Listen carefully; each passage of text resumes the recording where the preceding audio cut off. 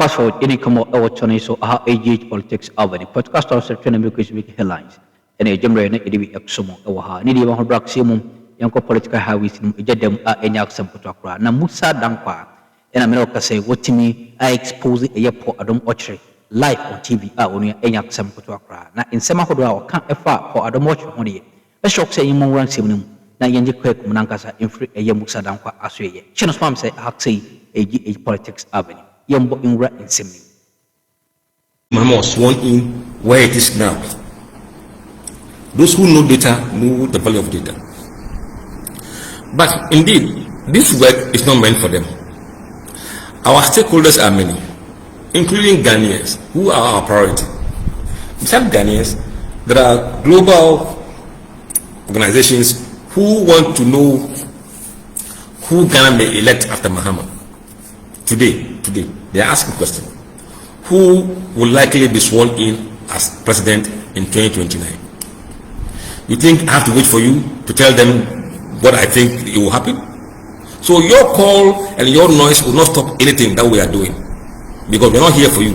We are here for a bigger client. You happen to be consumers of that information.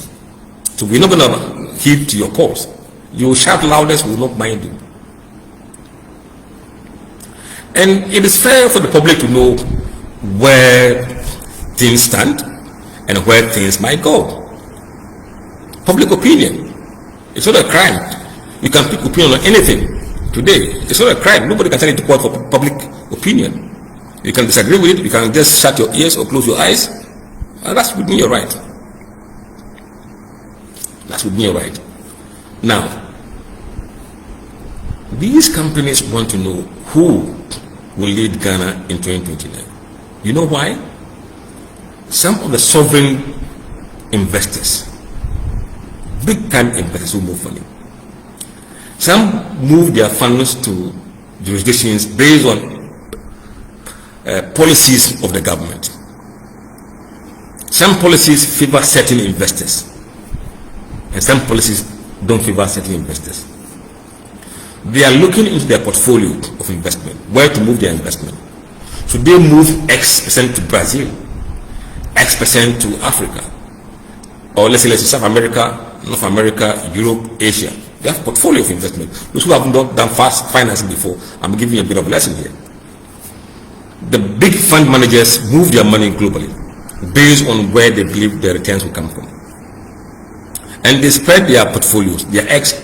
They don't put all their eggs in one basket. So some eggs will be in Africa. There will be some investment in Africa. When it comes to Africa, Africa is big. Where should the money go? Should it go to Nigeria? Should it go to South Africa, Botswana, Kenya, Ghana, Ivory Coast, or where? Where the money goes depends on expected return, whether they are investing for short, medium, or long term. Some may want to stay there for maybe 10, 15 years. And if the policy of the government that you expect to be in power for the next 8 years doesn't favor you, they will move their investment to a jurisdiction where they believe the future government would enact policies that will enhance their return on investment. This is big business. This is not a or Kukurudu. This is investment, and the polling help these entities. So some of the clients we have include Barclays Capital in the UK. They want to know what is going to happen. In the last election, we met a group of investors from New York, from Europe, from Asia, and from South Africa. We had 3 hours meetings going through polling data, asking us questions about who could win the election.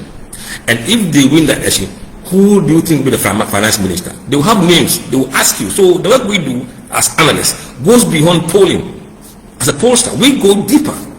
We engage deeper in the data and advise investors of where we think the direction is going. We are making impact in that way. You think I'll go and tell investors that, oh, it's going to be NPP, NDC, when the fact doesn't support that conclusion? We are a public company. Remember that. So whatever we tell investors, either sovereign investors or strategic investors, is based on the facts, the data we have. We will not depart from data. Even if my father was contesting as a flag bearer, I will not follow the data because I will not follow him because he's my father. No. I always go with my head, not my heart. So the investors have interest in knowing who will be Ghana's president in 2029. So if you don't want to see it, please don't come here. Close your eyes. Don't follow our polls. You can tell the media houses not to publish them. But it will be out there. Those who want to see will see. We are getting the request right now. That is why in our polls, you can see that we are even looking ahead in 2020 election. Who would you vote for? Because we want to advise our client that based on what we are seeing, we think NPP might elect this person, NDC might elect that person, and when they elect these two persons and they come head to head, this is where we think the race could go. As of today, we are doing that. For NDC, we have 4 leading candidates that we are pairing against NPP leading candidates. And eventually, when NPP elects their candidate, we will drop one of them and then use the remaining frontrunners in NDC to pair until they have their own candidate. And we switch to do NPP, NDC, and the rest. So that time will come. So NDC people, don't say that it's not time. If you don't understand why it is time, I think you just keep your mouth quiet a bit and let us do our work. You are just a consumer of our product. You are not the only consumers. NPP, same. We have a bigger audience or bigger stakeholders we are looking at. NDC has a list, a long list, but eventually that list will be cut to 4. Why 4? We set a criteria that if you are not getting at least 5% of the popular vote, your name will be put among others. The names are too many. We want to have a narrow field and move on to see what people do. So what are the current polling numbers say? In the past, started with so many names. All the names you can think of in NDC, from Iwadaku, Joshua Alabi, Amakofibuwa, Okovandapoy, Eriko Poku, Zenato Ajiman Rollins, Nana Opoku Ajiman, Ablakwa, Asedin Ketia, Harno Ebisu, and Akuffo. These are the names, and even at times there was Guzitano in it. So we have the potential names that could, come in there and say, I want to contest. So we've kind of covered most of the names over time. But we've realized that over time, the race is beginning to consolidate, and we have some few numbers that few names we're gonna be focusing on, and those names are what we'll be taking going forward. So let's look at the NDC list and the permutations. In the current round, the names that were put out there were Eriko Poku, Joshua Alabi, Ablakwa, Julius Deborah, Jinana Opoku, Asedin Ketia, Akuffo, and Haruna Yusuf. We asked them, who do you think should lead the NDC? Those who mentioned names, Haruna is still leading, 26%. Akuffo, 23%. Asedin Ketia, 22%. Jinana, 11%. 7% Julius, 6% Ablakwa, 3% Alabi, and 2% Eriko Poku. These are the preferences of Ghanaians, not delegates. Preferences of Ghanaians. Just like the NDC one, when you have elected your own candidate, you bring that person to the nation for a decision to be made. So the views of the citizens are equally important. Equally important. Now, if you look at this, what you see is that 25% of NPP voters prefer Haruna Yusuf. 21% prefer Akuffo. 22% prefer Asedin Ketia. 14% prefer Jinana Opoku. 8% Deborah, and 5% Ablakwa. And if you look at the NDC people, 29% of NDC people prefer Haruna Idrisu. 23 prefer Akuffo. 23 Asedi Ketia. So Asedi Ketia is tied in NDC with Akuffo. Nana 9%, Julius 7%, and Black 7%. You can see that there are about 4 Akan candidates. Together they make up what? A big number of the percentage among NDC. If you take Julius 7%, Jenana 9%, Nkitia 23%, Addo 23%. So 62% of NDC voters go to a candidate. 62. So the accounts are split at the moment because of the way the race look like. When it comes to floating voters, it is split between Haruna Idrisu 23, Addo 23, Mosquito 23, Jenana 13%, Debra 7%, Ablakwa 7%.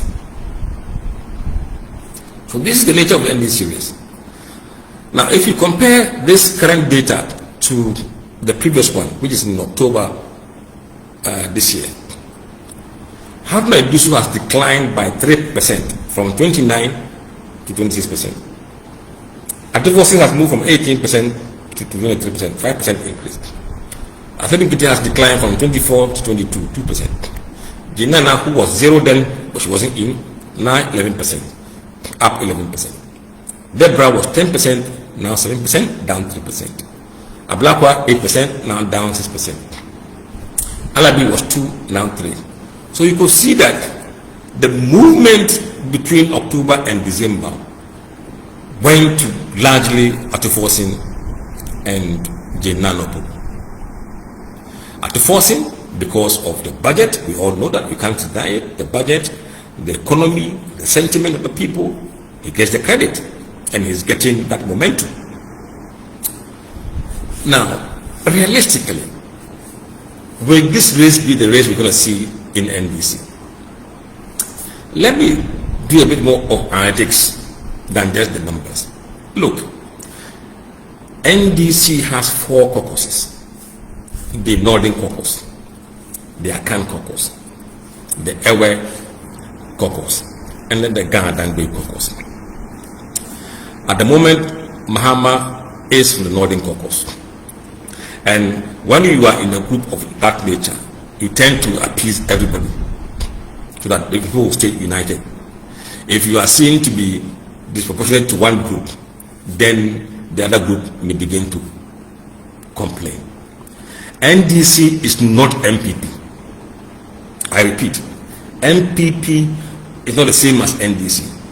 NPP can elect a candidate anytime, any day, anywhere. They won't be hue and cry. We saw them depart from that Akan tradition and went for Moldagbani tradition in the last election, trying to broaden the base. But it is not a must that NPP must always elect non-Akan, because the base is Akan. So if they do so, it's because the base is majority. If the base decide that we are okay that it goes with Moldagbani, that is their choice they have made. And that is delegates deciding that we want to go this way or that way. When you come to NDC, they are what we call Frefrekobo. Small group here, small group there, small group there, small. So you must keep unity to keep the group stronger. So on that basis, it will be very difficult for the Northern Caucus to argue that they should be allowed to go again. That, I think, it is a given or open secret. So Haruna Idrisu somehow has been disadvantaged with Mahama's presidency. Then the other options will be what? The Akans, the Evers, and the Gandangis. So the candidates that we have, which of them is stronger among the Akans, among the Ewe group, among the Gandangis? Then you see that the Akans appear to be very strong and dominant, and they get most of the support. But the Akans in the end must choose one of them, one of their own, or they will split their vote. So whoever is able to court the other groups to form an alliance with them, a coalition with them, will eventually emerge to lead NDC. If Asedi Peter is able to form an alliance with the northern sector or Harun's faction and is able to draw support from the Ghana Dangbe and the West, he will by no means be the NDC flag bearer. If somehow Jinana decides to stay and contest, and maybe I don't see Atufosin going against Jinana, absolutely no way. If Jinana contests, Atu will not go. Then the accounts will look at whether Jinana is the person to support and who will the other blocks support. If it is Mosquito, can he put alliances together? If it is Atufosin, can he put alliances together to form a broader coalition to enable him to compete strongly? Let me tell you what is going to happen. If we take Haruna Bisu out of the race because we think North will not be something that can be sold to the delegate, and we say that Jinana Opoku, by her age and physical condition in terms of health, may be difficult for her to really run a national campaign in 2028 when she will be around 76 years old. So on that basis, let me say I'm putting her on the side. Then you have Asedi Ketiak, Atufosin, Julius Debra, Ablakwa, Alabi, and Erupt. Who would the voters prefer? When we did that, Atufosin jumps to second place with 37% of the vote. Asedi Ketiak 33%. Debra goes 12%. Ablakwa 11%. Alabi 4%. 3% Erupt. So if somehow we are able to confirm Haruna and Jinana will not go, then the pairing will change for us. They will probably use Atufosin, Asedi Ketia, Debra, and Ablakwa. But until then, we use the first race to determine the top four. So when you do that, then you see Atufosin suddenly leading. Interesting thing is that if you add the vote of the young people, if you add Atufosin 37, Ablakwa 11, that is 48%. Nearly 50% of the voters are voting for two candidates, Atu and Ablakwa. Nearly 50%. And the remaining 52 is going to 4 other older people. Does it make sense? Did I say anything? It tells you that people are yearning for younger people.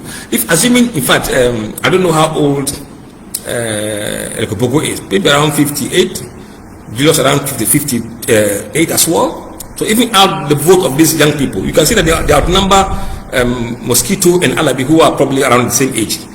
So the age dynamics is playing here from the eyes of the public. Now, if we say that, okay,